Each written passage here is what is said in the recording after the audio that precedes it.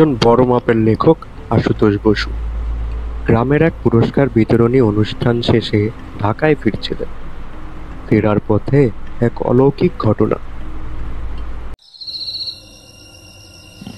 কিরে, হঠাৎ ওর কি হলো এই মাঝ রাস্তায়? গাড়ি কেন থামলো?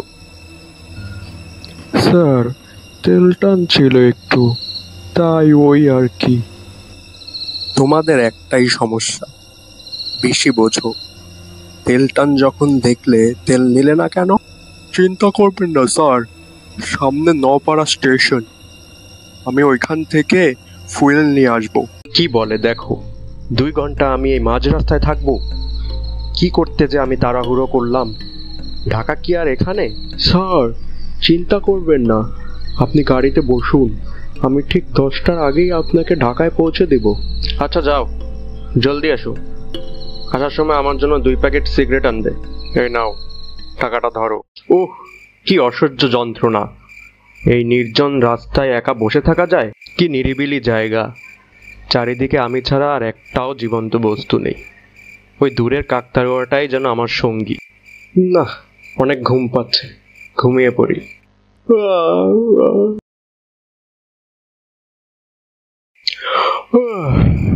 কখন যে ঘুমালাম! এ কি, এ কাকতাড়ুয়া মনে হলো একটু সামনে এগোলো। স্যার, চিনতে পারলেন না? আমি নারায়ণ। হ্যাঁ, গলা তো তারই, কিন্তু তুমি এই অশরীরী রূপে কি হবে? সেবার আমাকে বিনা দোষে ভুল ভেবে চুরির দায়ে কোনো কথা না শুনেই আমাকে তাড়িয়ে দিলেন। তারপরে খুব কঠিন রোগ হলো আমার। সেই রোগে বিনা চিকিৎসায় আমি মারা গেলাম। যেই ঘড়িটা ভেবেছিলেন চুরি হয়েছিল, সেই ঘড়িটা পুরনো সিন্দুকের নিচেই ছিল। আমি ঝাড় দিয়ে আবার সেইখানেই রেখে দিয়েছিলাম। বাড়িতে গিয়ে খোঁজ করলেই পাবেন। এইটুকু আপনাকে না জানানো পর্যন্ত আমার আত্মার শান্তি হচ্ছিল না। স্যার, ও স্যার, ওঠেন। আমি যাওয়ার পরেই কি ঘুমাইছিলেন? উঠেন, আমি ফুয়েল নিয়ে এসেছি।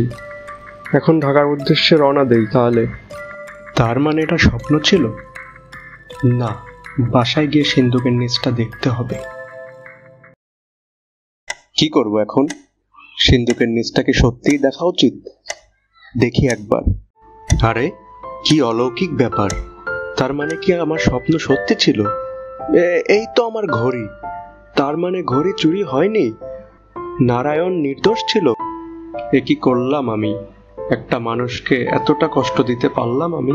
তুই আমাকে ক্ষমা করে দিস নারায়ণ, আমি অনেক বড় পাপ করে ফেলেছি তোর সাথে।